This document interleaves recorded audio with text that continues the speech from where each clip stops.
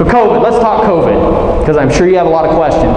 I'll actually stop at the end of the COVID section if anybody has any questions, and I will do my best to answer them. But honestly, about every 4 to 5 hours, we get new information, it seems like. I got Jenny here somewhere. Where you at, Jenny?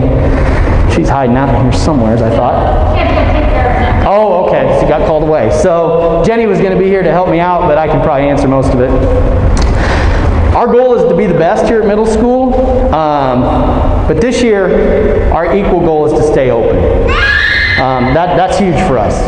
We're all well aware of the opinions that vary within the community about masking, about social distancing, if COVID's even dangerous. Okay? I'm not here to debate any of that tonight. I am not a doctor, and it's not my job. My job is to keep your kids in school, because there's one thing that every parent I've talked to over the last 6 months agrees on. Remote learning is not good. And if we shut down, all of you kids will be back home with mom and dad learning on the computer. That is a fact. And I won't be making the decision if we shut down. It will be made for us. And so what I need every person that walks in this building to think long and hard about, what can we do to keep our building open? That's what it boils down to, because everybody wants that. I'm sorry if you're like the one that really likes remote learning. I just haven't talked to you yet. So just let me know if there's one. All right, so how do we stay open? Medical experts say these 3 things make a difference. All right, social distancing, mask use, thorough cleaning of surfaces. We're ready as a school district to operate in 3 different environments, and each environment focuses on different threat levels of the virus. Right now, we're in the green or yellow, which is the lowest threat level. Normal, we're going to have a normal schedule. Kids will come, school will start at 8:07, end at 3:20. We got football, we got volleyball, we're going to rock and roll. But how do we know when it changes? You all are probably somewhat familiar with the risk dial, right? Green, yellow, orange, red comes from the Southeast Nebraska Health Department. Depending on where that dial goes, we get told what to do. Right now, we're okay. If we get to the orange, things change, and if we get to the red, things change for our reality. And this is why we're taping this for YouTube, so other parents kind of know this information. Each plan looks a little different in each building. So if you have kids in other buildings, what we do in an orange plan is going to be different than high school, different than South School, and different in North School. Why? Because we have different realities with staff, how many staff we have, and how much room we have. The red plan is pretty much the same across the district. Basically, they're at home with you, they log in, their teachers teach them through the computer, and they're expected to do all their work online unless you have no internet access. Then we'll hand out paper copies, but they'll be expected to do that. Every student will get a device here at middle school, a computer, to take home if they need it. Only if they need it, though. If you don't need it, we don't send it home. And that's how we roll. Unlike last spring, you will be graded, attendance will be taken. So it matters. So parents, not only has the heat been turned up on our students, it's turned up on you. Because I can already hear the phone calls I'm going to get. Johnny won't sit down and do his work. I'm at school. You're his mom. You're his dad. You're his grandma. You're there. You're starting to see why it's so important we stay open?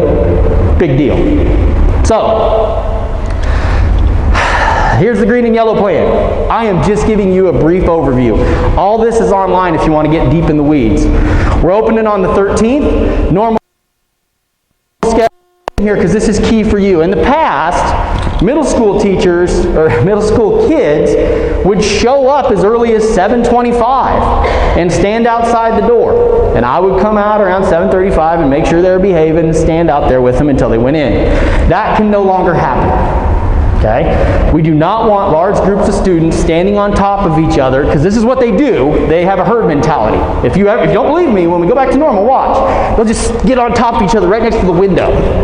And they all just lump up on each other. And in the wintertime, you can see like their breath, it's like a big heat cloud coming off. It's actually fairly warm if you stand over there by them. It's like cattle. Any of you cattle farmers in here know what I'm talking about.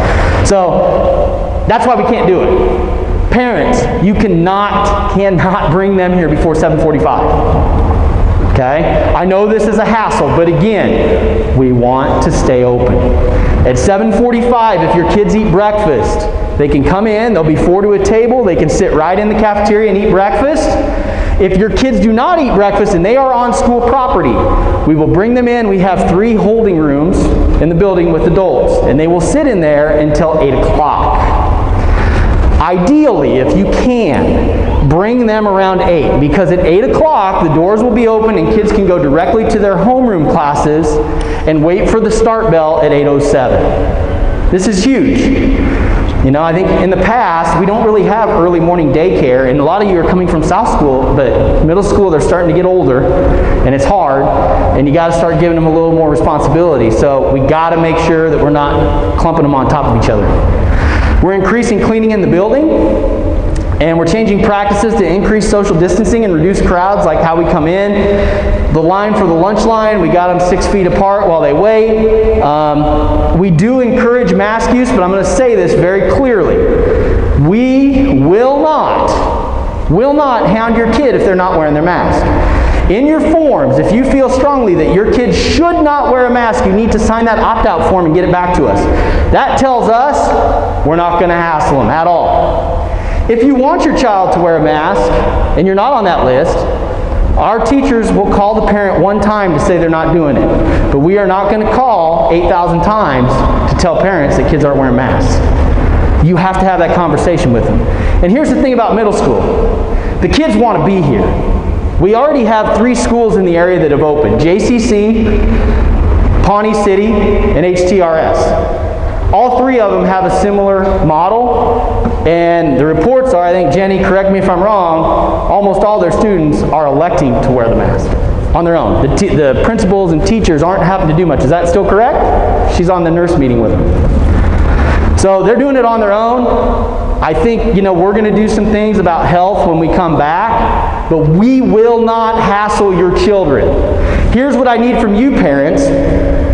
No matter what your opinion on this, you need to tell your children to respect others who make a different decision. If you're somebody who feels strongly that you should have a mask on, that's great. But when we come here, we respect others, just like we talked about at the beginning. And if you're somebody who feels strongly that kids shouldn't be wearing a mask, that's great. But when they come here, you respect the ones that choose to. That's the only time you'll hear from me.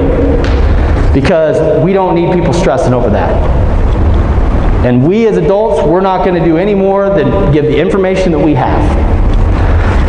So, why masks? This is why we're not begging, but we're pretty short of begging, like the teachers. I'm just going to tell you this. You guys are all so lucky that you have the educators you have in this community. And I can tell you this because I've lived in other communities. I read through different feedback that's come in. I've read the papers. I've seen everything. And very rarely, when we talk about health and safety measures and COVID, do parents and families talk about staff. My kid, my rights, my life, that's fine. All I'm asking is consider all these people standing around the edges. Different ages, and not one of them, not one, has said, I don't want to come back. They know the danger. They know it, and they want to be here. Think about that. So lucky. There's other districts for teachers like, I ain't going back. I'm going to retire. Not here. Think about my staff. Don't think about me. I'll be fine. I'm in my office. I deal like with 1 or 2 at a time. I don't have 24 kids facing me as I'm teaching for 7 hours in a small confined space. Not once have they complained. Let that sink in. My job is to keep everybody safe. If I lose a teacher to COVID, and I'm not talking death, but just out, who's going to sub for him? Any of you guys interested in subbing? We got sub jobs open. If I got no subs, what happens to school? Guess what? We're back to square one. Shut down. And you're back to remote learning. I'm just dealing with reality, guys. That's how it's going to be. And it won't be Tim Heckenlively. It won't be the school board. It will be others that come in and say, this is going to happen. That's the reality. We all want to be here. I want to see kids playing football on Friday night. I want my kids out of my basement, okay? Jacoby, enough Xbox, right? I want them in school. We all do. So what can we do? So keep that in mind, and keep the staff in mind. Our orange plan, what happens if the Ristyle moves to orange? This is just middle school. So if you have parents in other schools, it will be different, but I feel like I need to give you an overview and the people who watch this on YouTube. If we move to orange, okay, we will go from 8:07 to 12:04, a half day. All students in the building will have the option not to come. They can remote learn if they want, okay, or they can come here.